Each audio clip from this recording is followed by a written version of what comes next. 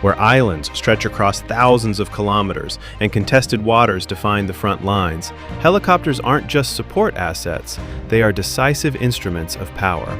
As one naval analyst once put it so well, in the Indo-Pacific, helicopters are the first responders and the last defenders. Among the region's major players, two nations stand out for their respective helicopter fleets and doctrines: Japan and China. While both nations have invested heavily in rotary aviation, the reasons are completely different. And those differences reveal not only whose helicopters are more advanced, but how each country fights, protects, and projects power. So the question becomes unavoidable: whose military helicopters are better, Japan's or China's? China's helicopter force is built around power projection and amphibious capability. Beijing's strategic aim is straightforward: build a fleet big enough and flexible enough to support a military operation against Taiwan, escort carrier strike groups, reinforce the garrisons in the South China Sea, and sustain large-scale mechanized warfare. This is why China's helicopter fleet has exploded to over 1,500 military helicopters, 5 times larger than Japan's. Within this massive fleet are several key aircraft, each reflecting China's ambition for dominance over the Western Pacific. The Z-10 is China's frontline attack helicopter, designed for tank killing and close air support, similar to the American AH-64 Apache. With a 23mm cannon and HJ-10 anti-tank missiles, the Z-10 has seen major upgrades over the years, including new sensors and digital avionics.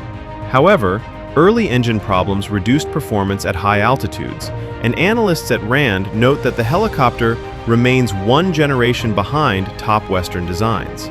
Still, China's sheer production capacity means it can field the Z-10 in numbers Japan cannot match. The Z-20 is arguably China's most strategically important helicopter, a utility platform often described as China's answer to the UH-60 Black Hawk.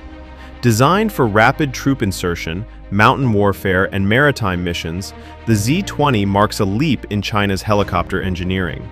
A naval variant was even spotted aboard a Chinese destroyer during 2024 exercises, signaling integration into blue water operations.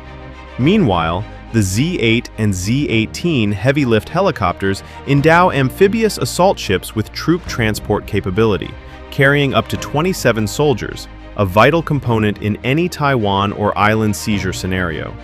Yet these large platforms remain less advanced in avionics and survivability compared to their Western counterparts. Japan's helicopter fleet could not be more different. Japan fields a total of about 350 military helicopters, but they are among the most specialized and high-tech units in the world. Its defense doctrine has a heavy maritime tilt. Its greatest threats are submarines belonging to China and Russia, territorial incursions, and defending remote islands.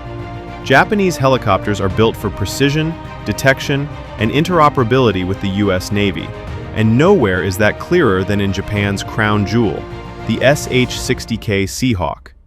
US Pacific Fleet officers often refer to the SH-60K as the backbone of anti-submarine warfare in the Western Pacific. A domestically upgraded version of the American Seahawk, the SH-60K carries AESA radar, advanced dipping sonar, low-noise rotor technology, and a full suite of torpedoes and sonobuoys.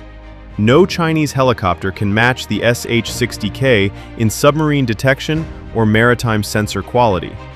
In a region where submarines rather than ships are often the gravest threat, Japan's ASW edge becomes decisive. Japan also operates the AH-64D Apache, but in very small numbers. Only 12 remain active. The Apaches are extremely capable for night operations and fire control missions, but Japan's limited fleet size denies them the ability to generate massed attack formations that the PLA could potentially field with the Z-10.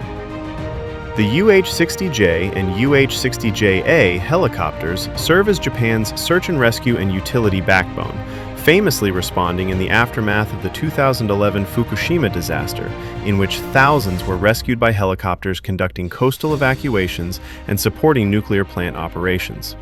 Japan performed well in the aftermath of that crisis, earning global praise for efficiency and coordination. Further depth is added to Japan's capabilities by its MCH-101 and CH-47J helicopters. The MCH-101 is one of only a handful of helicopters in the world that can conduct airborne mine countermeasures. This endows Japan with a very uncommon defensive advantage. Naval mine clearance is an important mission in any Western Pacific conflict, as China may seek to blockade key straits or maritime choke points.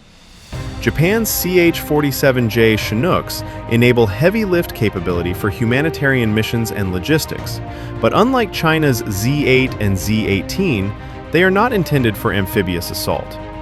If the two fleets are compared directly, the differences get even sharper.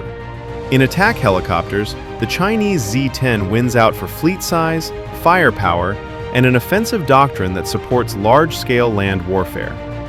The Japanese Apache fleet is simply too limited to contend with Chinese mass. However, in ASW, Japan's SH-60K Seahawk is in a class of its own for better sensors, lower noise signatures, and better integration with allies such as the United States and Australia.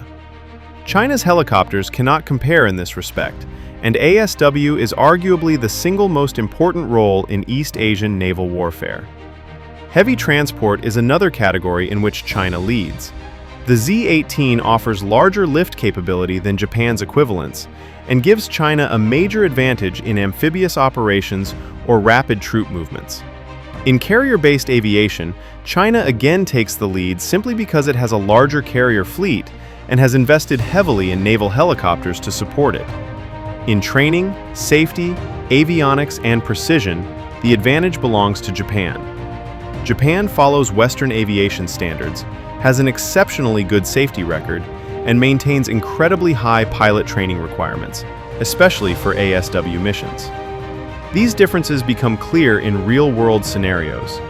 In a Taiwan conflict, China's helicopters would be critical for troop delivery, close air support, and amphibious assault, while Japan's role would center on tracking Chinese submarines attempting to blockade Okinawa or isolate U.S. forces.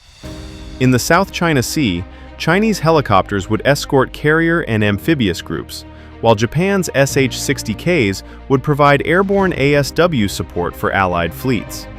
And in humanitarian crises, earthquakes, typhoons, tsunamis, Japan's helicopter fleet remains one of the best in the world, proven by its performance in the 2011 Tohoku disaster. China also excels in disaster response, but Japan's coordination and speed are widely regarded as superior. So whose helicopters are better? The answer is entirely dependent on the mission.